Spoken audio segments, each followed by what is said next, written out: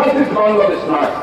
কিন্তু আপনাদের ভিতরে যদি আমরা ফ্যাসিস্টের আচরণ লক্ষ্য করি, তবে বাংলাদেশের মুক্তিকামী জনগণ, মেয়ের পরে মুক্তিকামী জনগণ এটা মেনে নেবে না।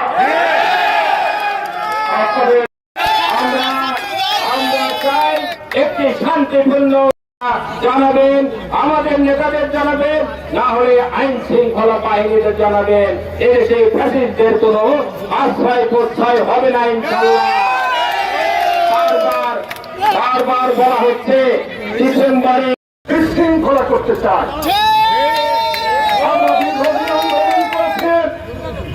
আমরা দীর্ঘদিন আন্দোলন করেছেন,